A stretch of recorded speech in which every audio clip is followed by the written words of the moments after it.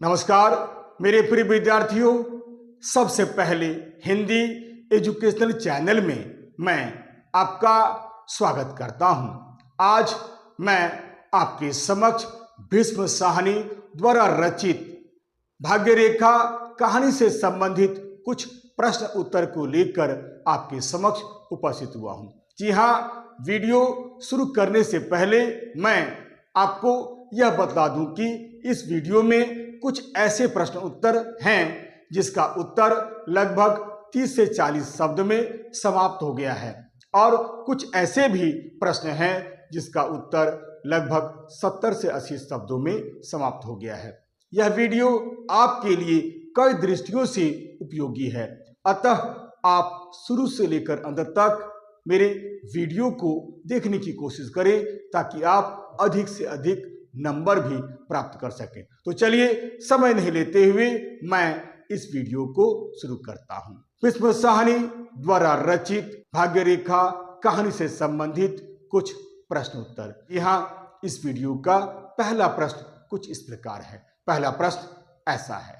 पहला प्रश्न कोटेशन है, हमसे क्या मिलेगा जा किसी मोटर वाले का हाथ देख।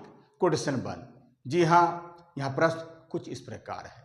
वक्ता और श्रोता का नाम लिखते हुए यह बतलाइए कि वक्ता के प्रश्न का श्रोता क्या जवाब देता है। जी हाँ, इसका उत्तर हम ऐसे लिखेंगे।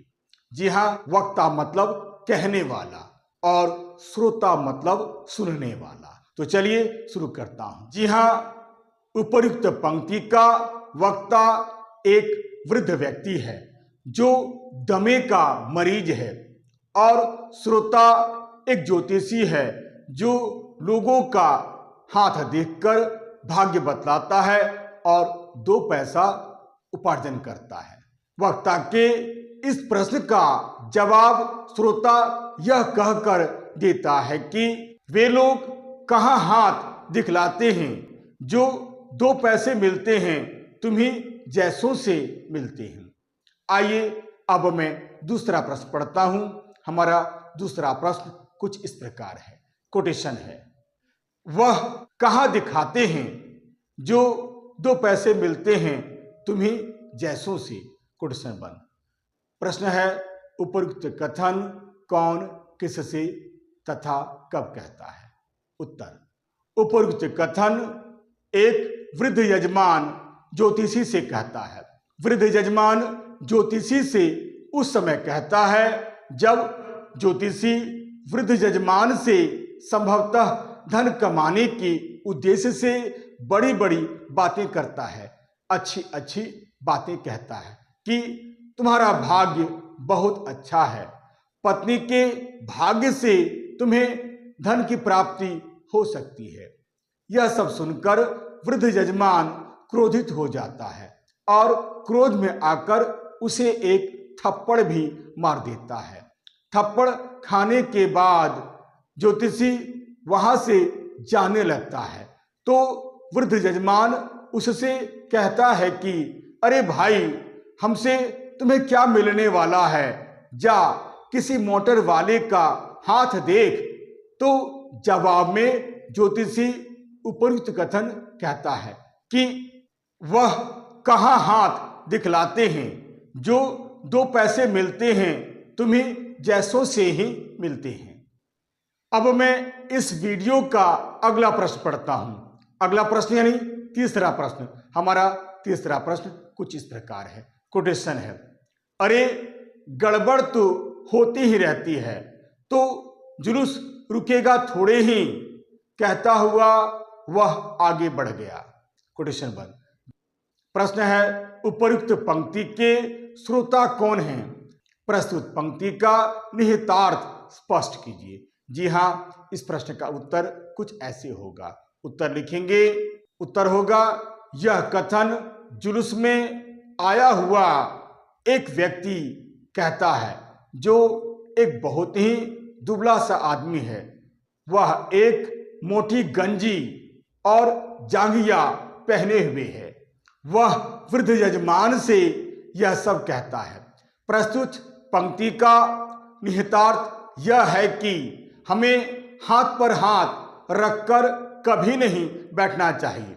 हमें यह याद रखना चाहिए कि जब भी हम अपने अधिकार को प्राप्त करने के लिए कोशिश करेंगे तो अनेक तरह की कठिनाइयां आएंगी, परंतु हमें इससे कभी भी भयभीत नहीं होना चाहिए और न ही और लोगों को डराने का प्रयास करना चाहिए, बल्कि हिम्मत के साथ संघर्ष करते हुए आगे बढ़ते रहना चाहिए। जुलूस है तो गड़बड़ होगी और गड़बड़ होने के नाते हमें कभी भी डरना नहीं चाहिए, बल्कि अपने लक्ष्य को प्राप्त करने के लिए सदैव आगे बढ़ते रहना चाहिए। आइए अब मैं इस वीडियो का अगला प्रश्न पढ़ता हूं। अगला प्रश्न यानी चौथा प्रश्न। हमारा चौथा प्रश्न कुछ इस प्रकार है। फिर कोटेशन, फिर देख हथेली, साले तू कैसे कहता है कि भाग्य रेखा कमजोर है। कोटेशन 1।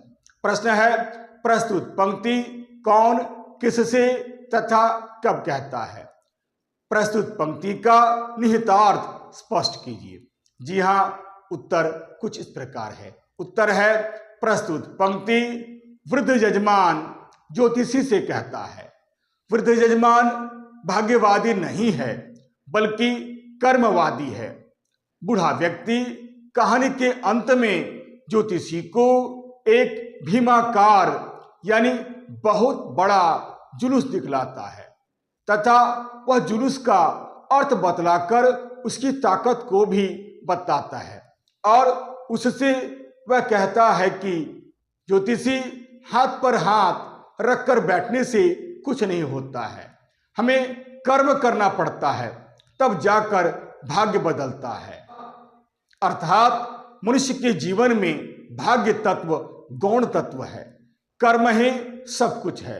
हमें यह सदैव याद रखना चाहिए कि जब भी हम अपने अधिकार को प्राप्त करने की कोशिश करते हैं तो अनेक तरह की कठिनाइयां आती है, अनेक तरह की बाधाएं आती है, परंतु हमें डरना नहीं चाहिए, बल्कि हिम्मत के साथ संघर्ष करते हुए आगे बढ़ते रहना चाहिए। तभी हम अपने भाग्य की लकीर को बदल सकते हैं, हम अपने किस्मत को बदल सकते हैं। आइए अब मैं इस वीडियो का 5वां प्रश्न पढ़ता हूं। यह इस वीडियो का अंतिम प्रश्न है। हमारा 5वां प्रश्न है, वृद्ध यजमान मजदूर वर्ग का व्यक्ति है जो क्रांति में विश्वास करता है, स्पष्ट कीजिए। क्या आप इस कथन से सहमत हैं? तो उत्तर दीजिए। जी हां, इसका उत्तर कुछ इस प्रकार होगा। जी हां, मैं इस कथन से पूरी तरह सहमत हूं।